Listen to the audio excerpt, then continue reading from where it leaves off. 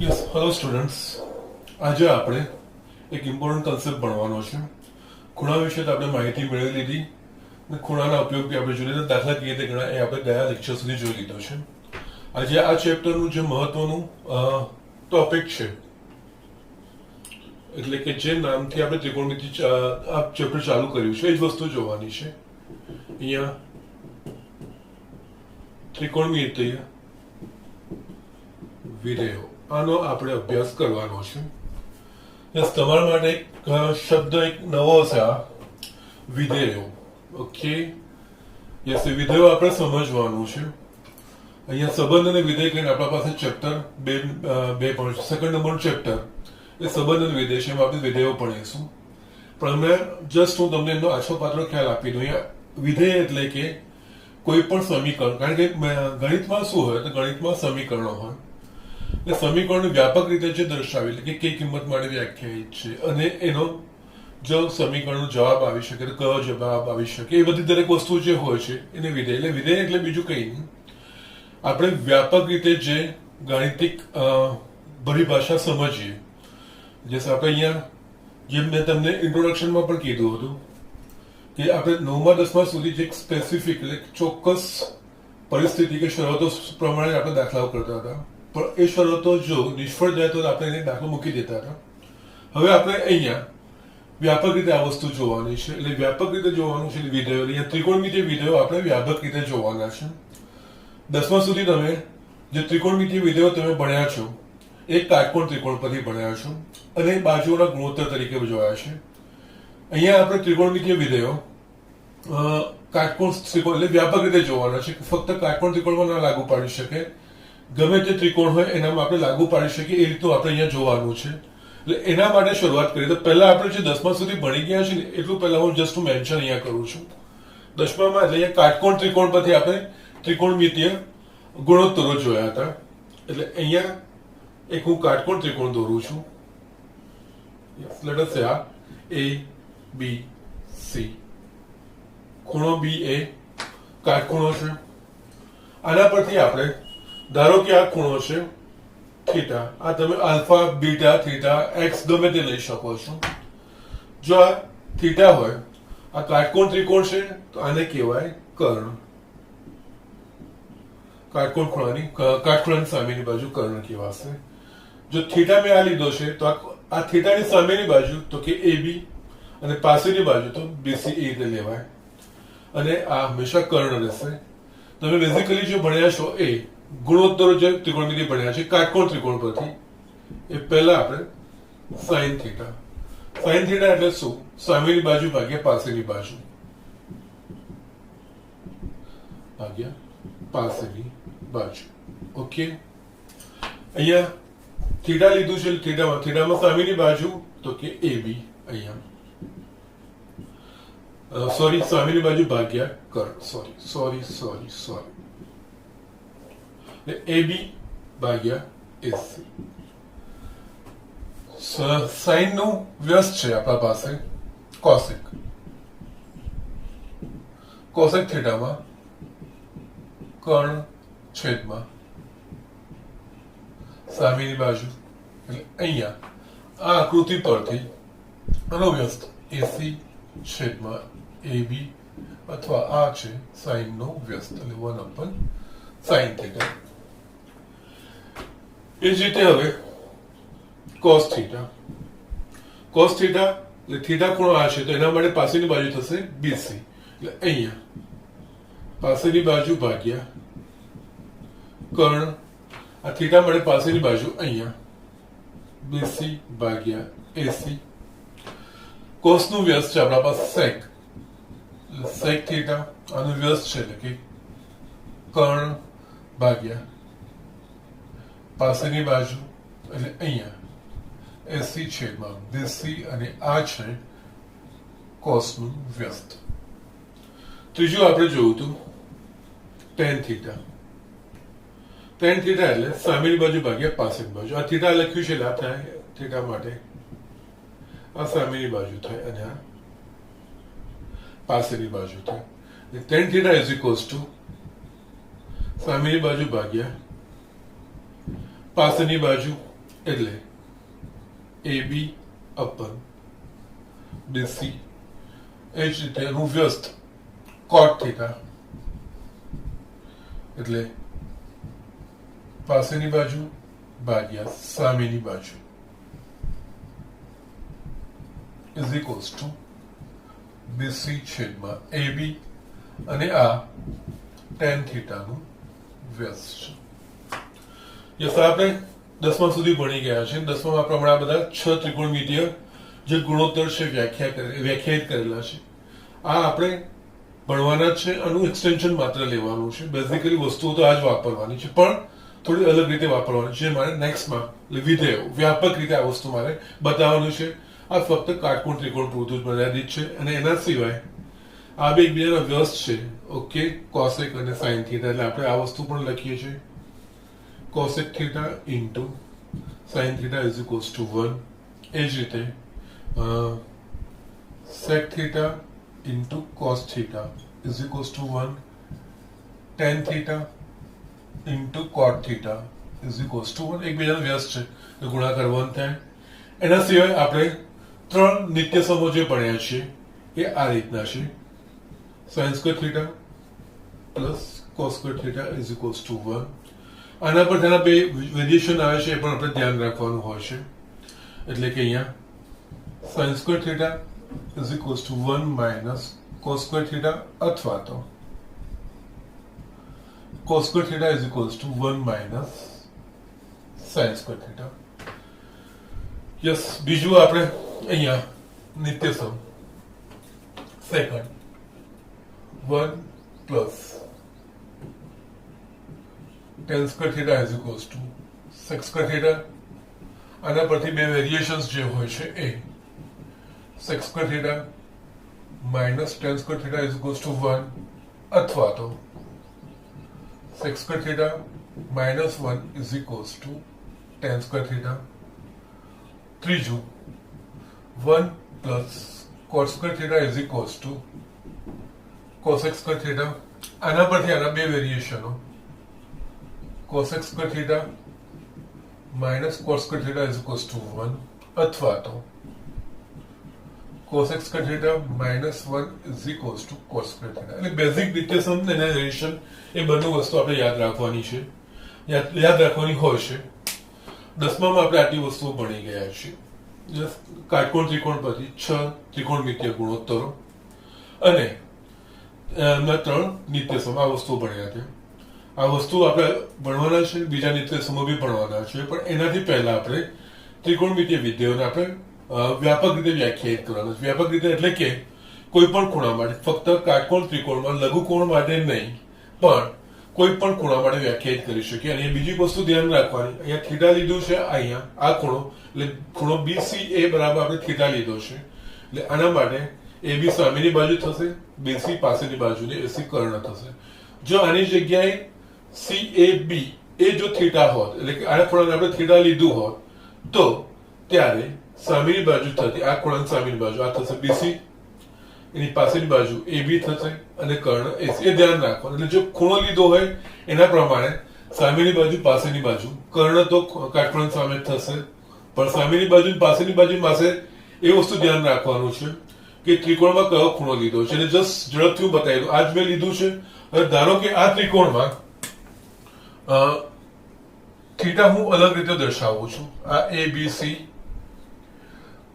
બી આગળ કાટખૂણ અને થીટા હું અહીંયા લઉં છું. તો આ કિસ્સામાં આ AC તો કર્ણ થશે, કાટખૂણાની સામેની બાજુ. થીટા જો આ ખૂણો લીધો છે એટલે સામેની બાજુ આ કહેવાય BC અને પાસેની બાજુ AB. ફરક પડી જાય એ વસ્તુનું ખાસ ધ્યાન રાખવાનું હોય છે. જે ખૂણો લઈએ થીટા એના પ્રમાણે સામેની બાજુ ને પાસેની બાજુ વ્યાખ્યાયિત થતી હોય છે. એટલે બંને રીતે મેં બતાવી દીધું છે. બાકી લાગુ બેઝિક વસ્તુ આ જ લાગુ પડશે, બેઝિક સમીકરણો આ જ લાગુ પડશે અને ગુણોત્તરો કહેવાય. અને ફક્ત આપણે કાટકોણ ત્રિકોણ માટે છે.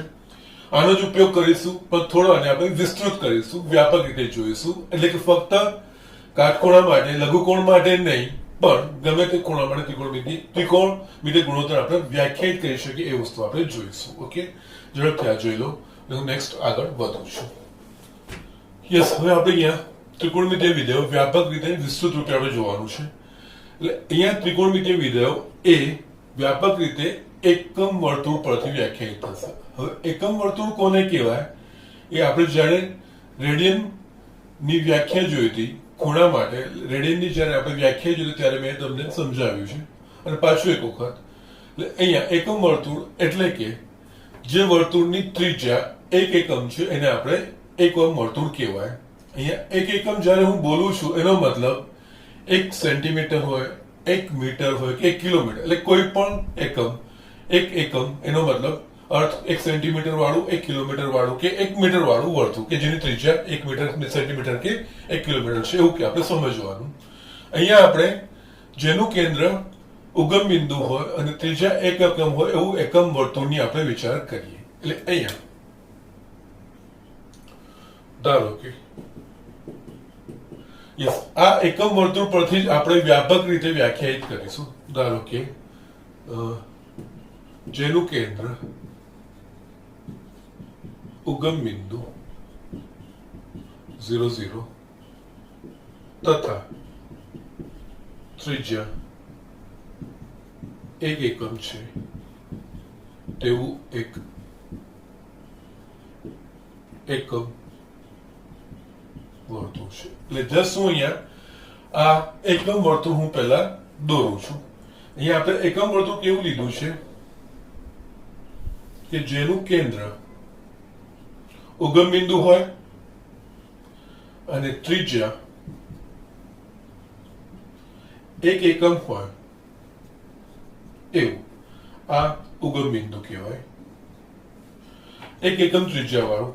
યસ, OX x અક્ષની ધન દિશા, OX ડેશ x ની x અક્ષની ઋણ દિશા, OY y અક્ષની ધન દિશા, OY ડેશ y અક્ષની ઋણ દિશા કહેવાય. અહીંયા આપણે યસ એકમ વર્તુળ વાળું, યસ, એટલે કે આ ત્રિજ્યા જેની 1 એકમ છે એવું લઈએ. ધારો કે આ છે જે અક્ષોને શોધે છે, x અક્ષને છેદે છે આ A, આ B બિંદુ આપણે કહીએ, C અને આ D બિંદુ કહીએ. ઓકે, અને આનું આપણને કીધું છે, આપણે લીધું છે 1 એકમ ત્રિજ્યા એટલે કે OA બરાબર 1, OB બરાબર પણ 1 ને OC, આ બધી ત્રિજ્યાઓ છે 1 એકમ આપણે લેવાની છે. એટલે આના પરથી પહેલા એક વસ્તુ થાય, આપણે જોઈએ કે બિંદુ A ના યામ શું થાય. તો બિંદુ A શું છે તો કે x અક્ષ પરનું બિંદુ છે. બિંદુ A x અક્ષ પરના બિંદુની લાક્ષણિકતા શું તો કે x અક્ષ પરના કોઈ પણ બિંદુ માટેનો y-યામ 0 થાય. એટલે અહીંયા આપણે જોઈએ A એ x અક્ષની ધન દિશામાં છે, ઉગમ બિંદુથી એક અંતરે છે અને x અક્ષ પર છે, એટલે એનો y-યામ તો 0 થશે અને એનો x-યામ થશે 1 એકમ. એટલે બિંદુ A ના યામ 1 0 1 0 થશે. એ જ રીતે બિંદુ B એ y અક્ષ પરનું બિંદુ છે, ધન દિશામાં છે અને OB બરાબર 1 અંતર છે. y અક્ષ પરના કોઈ પણ બિંદુની લાક્ષણિકતા શું તો કે એનો x-યામ 0 થાય. એટલે આનો x-યામ 0 એટલે 0 અને y-યામ ધન દિશામાં છે અને 1 એકમ છે એટલે 0 1, ઉગમ બિંદુથી 1 એકમ અંતર છે. એ જ રીતે બિંદુ C ના યામ આપણે લઈએ તો બિંદુ C ના યામ શું થશે તો યસ, આ 1 એકમ જ અંતર છે, x અક્ષની ઋણ દિશામાં, x અક્ષમાં ઋણ દિશામાં છે, એટલે આનું y-યામ 0 થશે અને -1 0. એ જ રીતે D ના યામ y અક્ષ પરનું છે એટલે અહીંયા 0 -1. એટલે મેઇન 4 બિંદુના મેં યામ લખ્યા છે. ઓકે, હવે આપણે લઈએ જસ્ટ એક એક વસ્તુ અહીંયા લખતો જઉં છું અને આના પર નિરૂપણ કરતો જઉં છું. ધારો કે PAB એ એકમ વર્તુળ પરનું કોઈ બિંદુ છે. એટલે કે ધારો કે અહીંયા હું લઉં છું PAB. ઓકે, ના અહીંયા હવે બીજી એક વસ્તુ સમજીએ. P ને આપણે ઉગમ બિંદુ સાથે જોડીએ છીએ એટલે ખૂણો મારા પાસે બને છે AOP. ધારો કે ખૂણો AOP બરાબર x રેડિયન, એટલે કે હું x રેડિયન લઉં છું. હવે આપણે અહીંયા જોઈએ એપી એ ચાપ લંબાઈ થશે, ત્રિજ્યા 1 એકમ છે, ખૂણો x રેડિયન છે. તો આપણા પાસે જે સૂત્ર છે, સૂત્ર પ્રમાણે થીટા ઇઝ ઇક્વલ્સ ટુ ચાપ લંબાઈ ભાગ્યા ત્રિજ્યા. અહીંયા થીટા બરાબર એટલે કે ખૂણા આંતરાયેલો ખૂણો થીટા એટલે કે આપણે x છે, x રેડિયન છે. ચાપ લંબાઈ l, ચાપ લંબાઈ એટલે અહીંયા એપી થાય. r ત્રિજ્યા 1 એકમ છે માટે ચાપ લંબાઈ એપી બરાબર x થશે, x એકમ થાય એટલે આ x એકમ. એટલે આ વસ્તુ અહીંયા ધ્યાન રાખીએ આપણે કે એકમ વર્તુળ આપણે લઈએ ને તો જે ખૂણો આંતરે ને એટલી ચાપ લંબાઈ હોય. ધારો કે અહીંયા બીજું કોઈ બિંદુ લો અને એ આલ્ફા માપનો ખૂણો બનાવે છે તો આ ચાપ લંબાઈ છે એ પણ આલ્ફા માપનું થશે. એટલે અહીંયા જસ્ટ આ બંને વચ્ચે સીધું સીધું સબંધ આવશે કારણ કે r બરાબર 1 થઈ જાય એટલે થીટા બરાબર l, એટલે કે જેટલો ખૂણો આંતરાતો હોય એટલી જ ચાપ લંબાઈ બને. આ વસ્તુ આપણે અહીંયા કરી શકીએ. એટલે એના પ્રમાણે ચાપ લંબાઈ લખી. ઓકે, બીજી એક વસ્તુ આપણે જોઈએ, અહીંયા બિંદુ P ના આપણે યામ આપ્યા છે a અને b, એટલે બિંદુ P no a A x યામ થાય અને b એ y યામ થાય. એટલે આનો અર્થ શું? ધારો કે P પરથી હું x અક્ષ પર લંબ દોરું છું pm. ઓકે, જો અહીંયા pm દોરું તો આ pm ની લંબાઈ એ p બિંદુના x યામ જેટલું થાય. એટલે pm એ ઉગમ બિંદુથી આટલું અંતર છે x અક્ષ પરનું, એટલે એ બીજું કઈ નહીં, p નો x યામ દર્શાવે. p નો x યામ શું છે તો કે a, એટલે pm દોરી લંબ એટલે આ om ની લંબાઈ એ મારા પાસે a થશે. એ જ રીતે p પરથી y અક્ષ પર હું લંબ દોરું છું n. ઓકે, આ 1 ને હું સાઈડમાં મૂકી દઈશ. ઓન n એટલે આ on એ on શું થશે તો કે p બિંદુનો y યામ એટલે કે આ b થશે. યસ, બિંદુ પરથી y અક્ષ પરનો લંબ એનું ઉગમ બિંદુથી અંતર એનો y યામ, બિંદુ પરથી x અક્ષ પરનો લંબ એનું ઉગમ બિંદુથી અંતર એનો x યામ, એટલે આ a થાય અને આ b થાય. બીજું on અને pm એ સમાંતર છે, સમાન છે, એટલે જે આ b હોય તો pm પણ b થાય તથા ખૂણો b થાય. હવે આપણે અહીંયા જોઈએ આકૃતિ પરથી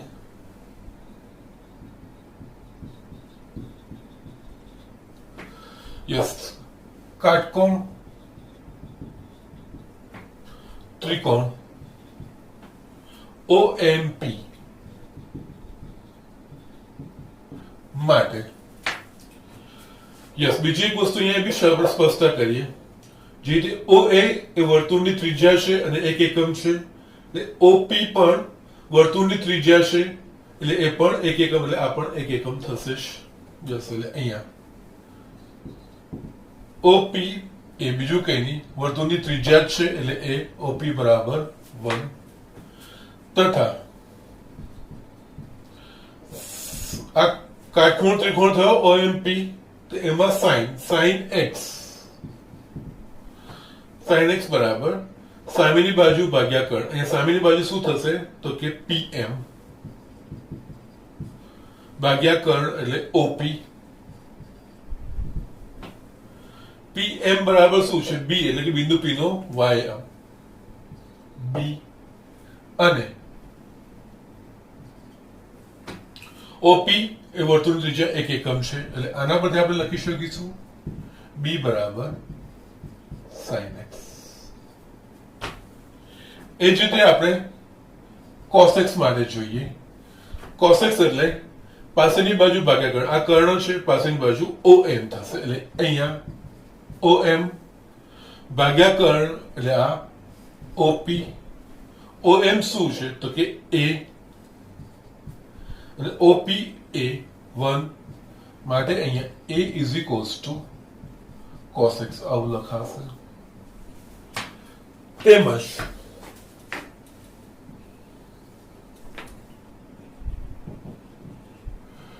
કાટકોણ ત્રિકોણ OMP માં પાયથાગોરસ પ્રમેય મુજબ પાયથાગોરસ પ્રમેય મુજબ આ કર્ણ થયું, આ બે બાજુ થયું, એટલે અહીંયા આપણે લખી શકીએ OM square plus PM square બરાબર OP સ્ક્વેર. હવે આપણે અહીંયા જોઈએ OM બરાબર કેટલું અંતર છે A, એટલે આ થયું A સ્ક્વેર. PM એટલે આ કેટલું અંતર થયું B, એટલે આ B સ્ક્વેર. OP 1 છે એટલે 1 નો સ્ક્વેર. તેમજ એ બરાબર આપણે શું અહીંયા લખ્યું છે cos x, એટલે આ cos સ્ક્વેર x. B બરાબર આપણે sin x, એટલે અહીંયા sin square x is equals to 1, જે નિત્ય સમ સાબિત થઈ ગયો. એટલે આ વસ્તુ જે છે વર્તુળ પરના એકમ વર્તુળ પરના કોઈ પણ બિંદુ માટે હંમેશા સત્ય થશે. P અહીંયા લીધો, ગમે ત્યાં લેશો એના માટે હંમેશા કાટકોણ ત્રિકોણ પણ બનશે, એના x યામ અને y યામ પણ બનશે. આપણે કાટકોણ ત્રિકોણ પર sin cos ના આપણે આ રીતે મૂલ્ય શોધીશું અને એ રીતે કાટકોણ ત્રિકોણ પ્રમાણેના સંબંધ હંમેશા આપણે તારવી શકીશું. એટલે અહીંયા આપણે કહી શકીએ યસ આને 1 2 અને 3 પરિણામો 1 2 અને 3 પરથી એકમ વર્તુળ પરના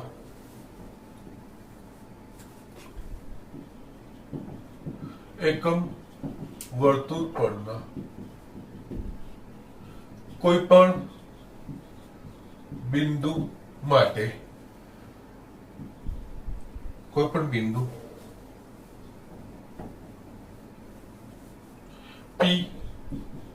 A, B માટે જો તે કેન્દ્ર આગળ x માપનો ખૂણો આતરતો હોય તો A બરાબર cos x, B બરાબર sin x તથા cos square x plus sin square x is equals to 1 મળે. એટલે કે એકમ વર્તુળ પરનું કોઈ પણ બિંદુ એ ત્રિકોણમિતીય બિંદુ તરીકે ઓળખાશે. અને અહીંયા બીજી એક વસ્તુ સ્લાઇડ લખું છું, પાછું આખું ફિગર ડ્રો કરું છું અને આપણે કેવી રીતે આપણે એનો ઉપયોગ કરવાનો છે. જસ્ટ આને હું એક્સટેન્શન કરું, PAB થયું, A બરાબર આપણે cos x લીધું છે એટલે cos x આપણે મેળવ્યું, B બરાબર આપણે sin x મેળવ્યું. એટલે એકમ વર્તુળ પરના કોઈ પણ બિંદુનો x યામ એટલે એ બિંદુને જો હું કેન્દ્ર સાથે જોડું અને સામાન્ય રીતે બીજી વસ્તુ એ પણ આપણે અહીંયા ધ્યાન રાખવાનું, સામાન્ય રીતે x અક્ષની ધન દિશાને છે ને આપણે સંદર્ભ તરીકે લઈશું. એટલે કે કોઈ પણ ખૂણો આપણે જ્યારે માપવાનો હોય, કોઈ સંદર્ભ આપણને આપેલો ના હોય, ચોક્કસ આપણને આના સાપેક્ષ આટલો ખૂણો છે એવું આપેલ ના હોય, ત્યારે આ વસ્તુનું ધ્યાન રાખવાનું છે કે આપણે ત્યાં એક રૂઢિ સ્વીકારેલી હોય તો કે x અક્ષની ધન દિશાને આપણે સંદર્ભ તરીકે લેવાનો અને કોઈ પણ ખૂણો x અક્ષની ધન દિશા સાથે, પછી ધન હશે તો ઘડિયાળના કાંટાની વિરુદ્ધ દિશામાં એટલું પરિભ્રમણ કરે છે અને ઋણ હશે તો ઘડિયાળના કાંટાની દિશામાં એટલું પરિભ્રમણ કરે છે. એ પ્રમાણે આપણે સમજીને આગળ વધવાનું હોય છે. એટલે અહીંયા જસ્ટ બહુ હું ગૂંચવાડો નથી કરતો, હજુ હું બીજી ફિગર દોરીશ, પણ એક વસ્તુ અહીંયા સ્પષ્ટ આપણે જોઈ લે, આપણે જેટલું બી લખ્યું એના પરથી એક વસ્તુ આપણે એ તારવી શકીએ. જો અહીંયા ખૂણો શું છે AOP કેટલો છે x રેડિયન છે, તો x રેડિયન છે તો અહીંયા P બિંદુ P નો x યામ A અને y યામ B છે. x યામ શું છે કે cos x, એટલે કે આ બિંદુને હું કેન્દ્ર સાથે જોડું અને જે x અક્ષની ધન દિશા સાથે ખૂણો બનાવ્યો એને જે રેડિયનમાં પાયું એનું cos એ એનો P બિંદુનો x યામ થશે અને P બિંદુનો y યામ તો જે ખૂણો આંતરાયો એનું sin. એટલે હંમેશા કોઈ પણ એકમ વર્તુળ અને કોઈ એકમ વર્તુળ પરના કોઈ પણ બિંદુ માટે હંમેશા સાચું થશે. મેં અહીંયા લખ્યું છે. એટલે બિંદુ એ પણ એકમ વર્તુળ પરનો કોઈ પણ બિંદુ એ હંમેશા ત્રિકોણમિતિય, એનો x યામ એ બિંદુને જો હું x અક્ષ વડે જોડું તો જે ખૂણો આંતરાય એના cos જેટલું એનો x યામ, એનો sin જેટલું એનો y યામ, એ આપણે લખી શકીશું. હું બીજી ફિગર દોરીને આ બહુ વધારે સ્પષ્ટતા લખું છું. જસ્ટ આ જોઈ લો અને આ તમારે લખવાનું છે અને આ થિયરી ઇમ્પોર્ટન્ટ છે અને આના પરથી એક વ્યાપક રીતે આ વસ્તુ આપણે સમજવાની છે. જસ્ટ આ એકાદ નાનું એક્ઝામ્પલ લીધું છે, પણ હું બીજું વર્તુળ દોરીને અને આપણે અહીંયા હવે એ વસ્તુ ધ્યાન રાખવાનું, જે ત્રિકોણમિતિના બધા જ ગુણોત્તરો છે એ આપણે હવે એકમ વર્તુળ પરથી તારવવાના છે. એકમ વર્તુળ કોને કહેવાય સમજી લેવાનું, અને અહીંયા આપણે જેનું કેન્દ્ર ઉગમ બિંદુ હોય અને ત્રિજ્યા 1 એકમ હોય એવું આપણે એકમ વર્તુળ લેવાનું છે.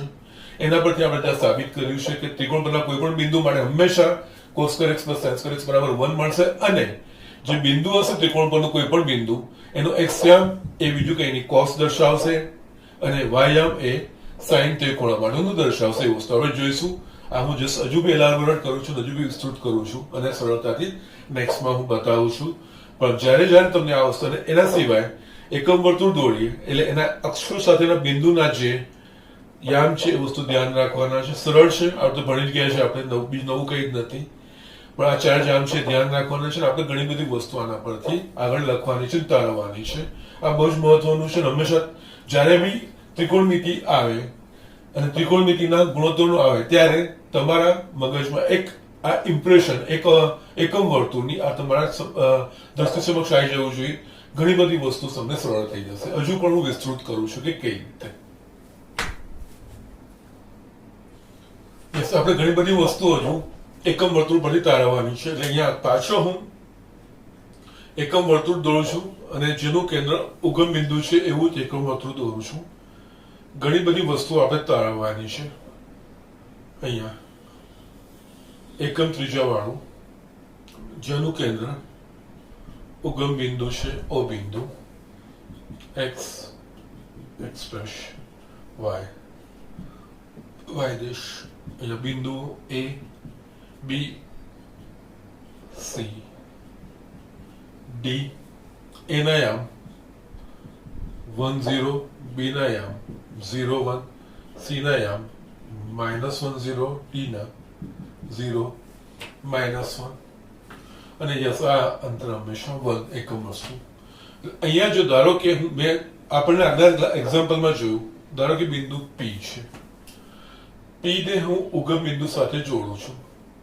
તો આ જે AOP જો x રેડિયન હોય તો P ના યામ x યામ એટલે કે cos x અને y યામ એટલે કે sin x. ઓકે, એ જ રીતે ધારો કે અહીંયા હું લઉં છું બીજું બિંદુ Q. Q ને હું ઉગમ બિંદુ સાથે જોડું છું. તો આ જે ખૂણો બન્યો AOQ, યસ આ આપણે લઈએ ગણેલા કાંટાની વિરુદ્ધ દિશામાં. ધારો કે એ આલ્ફા છે, તો Q ના યામ શું લખાશે તો કે cos આલ્ફા sin આલ્ફા. આ રીતે ગમે તે 0 થી 2 પાઈ નો ગમે તે તમે લઈ લો. જસ્ટ હજુ બી ત્રીજું બિંદુ લો, ચલો ને R, એને હું ઉગમ બિંદુ સાથે જોડું છું અને આ જે ખૂણો બન્યો ધારો કે યસ આ બીટા, તો R ના યામ યસ દરેક જગ્યાએ એ જો આટલું લઈશું ભાગ તો એ કાટકોણ ત્રિકોણ બનાવશે અને એના પરથી ગોઠવાશે અને ખૂણાના માપ પણ આપણે જોઈ શકીશું. અને અહીંયા થઈ જશે આ R ના યામ cos beta and sin beta. આ બધા જે બિંદુઓ છે આને કહેવાય છે એકમ વર્તુળ પરના બિંદુ, આને બધાને કહેવાય ત્રિકોણમિતીય બિંદુઓ. એટલે આના પરથી આપણે વ્યાપક રીતે લખી શકીએ, જો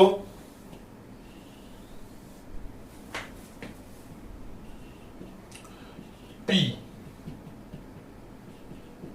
AB એ એકમ વર્તુળ પરનું કોઈ બિંદુ હોય અને જો P એ વર્તુળના કેન્દ્ર આગળ x અક્ષની ધન દિશાને સાપેક્ષ x માપનો ખૂણો બનાવે તો a is equals to cos x तो हमेशा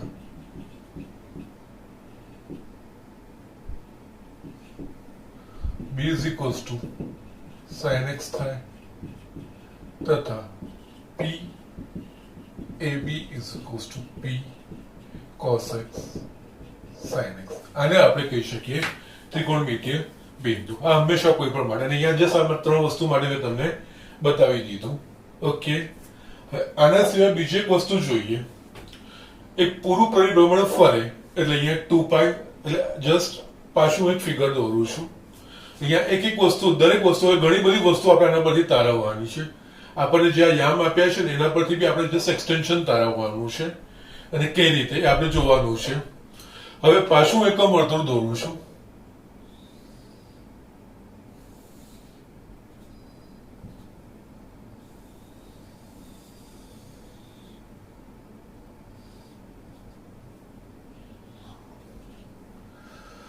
યસ, આ ઉગમ બિંદુ 0 0 x x dash y y dash, આ વસ્તુ જોઈએ આપણે. ના, આ બિંદુ a b c d, a ના યામ 1 0, b ના યામ 0 1 c -1 0 d 0 -1. યસ, આપણને ખબર છે એક પૂરું પરિભ્રમણ કરીએ તો 2π રેડિયન થશે. એક પૂરું પરિભ્રમણ કરીએ એટલે 2π રેડિયન, અને આ જે છે પૂરા પરિભ્રમણના 4 સરખા ભાગ થાય છે. આ 4 સરખા ભાગમાં આપણે જસ્ટ આ એટલે 2π ના 4 સરખા ભાગ થાય. આ આખું પરિભ્રમણ 2π છે એટલે આ ચોથો ભાગ થાય, એટલે 2π ભાગ્યા 4 આ થશે અહીંયા π/2, એટલે આ ખૂણો π/2. યસ, 2π/2 અડધો ભાગ એટલે આ 2π, એટલે આ ખૂણો થશે એક અક્ષને સાપેક્ષ, આ 2π થશે. એ જ રીતે આ 3π/2, અને પૂરું પરિભ્રમણ કરીને આવું તો આ 2π, અને આ 0 થી શરૂઆત કરીએ તો આ 90 અથવા તો π/2 જે આપણે જોયા છે એ. એ જ રીતે a o c, a sorry 2π ની આ π થશે. a o ખૂણો a o c ઘણા વિરુદ્ધ દિશામાં 3π/2 થશે, એ રીતે આપણે કહી શકીએ. ઓકે, એટલે અહીંયા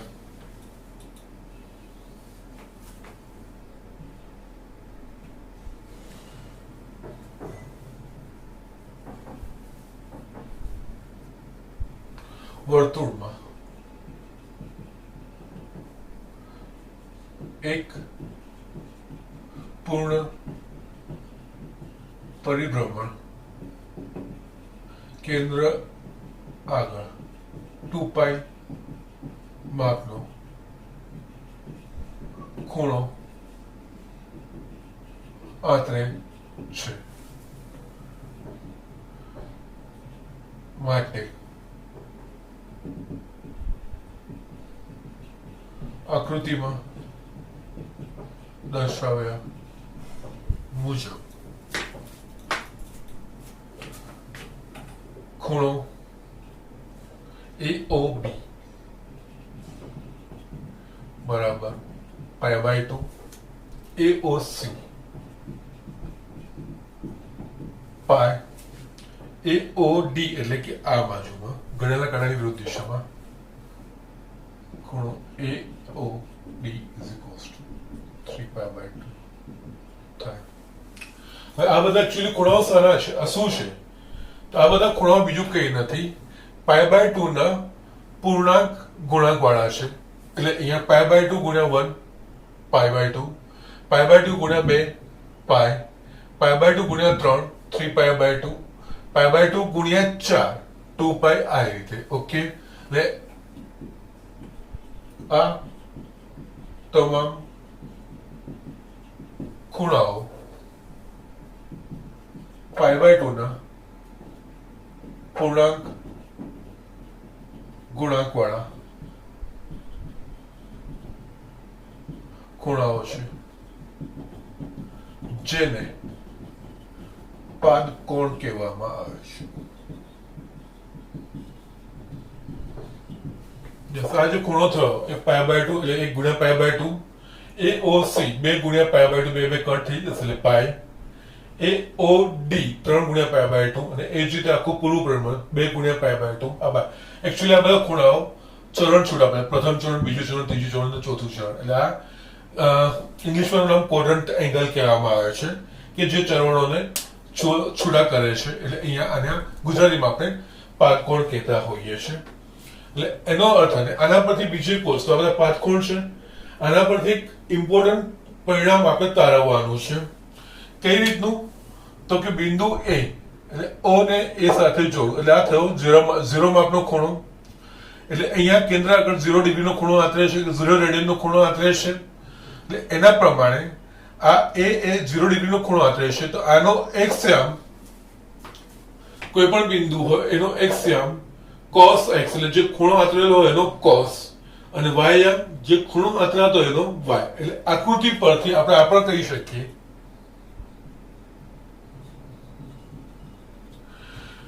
બિંદુ એ કેન્દ્ર આગળ 0 ડિગ્રીનો ખૂણો આંતરે છે. એટલે અહીંયા બિંદુ એ કેન્દ્ર આગળ 0 રેડિયન માપનો ખૂણો આંતરે છે માટે આનો એક્સયામ બિંદુ એ નો એક્સયામ જે ખૂણો આંતરાવતો હોય એનો cos, એટલે અહીંયા cos 0 બરાબર 1, એટલે અહીંયા અને sin 0 બરાબર 0. એ જ રીતે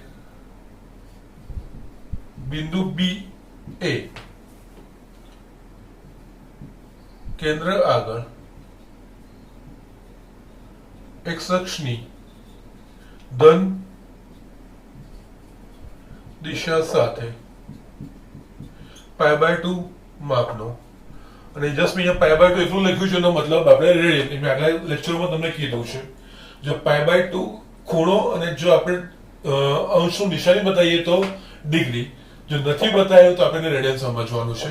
એટલે બિંદુ બી એ કેન્દ્ર આગળ x અક્ષની ધન દિશા સાથે π/2 માપનો ખૂણો બનાવે છે. એટલે બિંદુ બી ના યામ શું છે આપણા પાસે? તો 0, 1, અને જે ખૂણો બનાવ્યો તો કેટલો? તો કે π/2 રેડિયન નો. એટલે cos π/2 બરાબર 0 અને sin π/2 બરાબર 1. એટલે અહીંયા માટે કારણ કે જે બિંદુ હોય એક જે ખૂણો આંતરે એ બિંદુનો એક્સયામ એ જે ખૂણો આંતર્યો છે એના cos બરાબર, અને એનો વાયામ જે ખૂણો આંતર્યો છે એના sin બરાબર. એટલે અહીંયા cos π/2 is equals to 0 અને sin π/2 is equals to 1. એ જ રીતે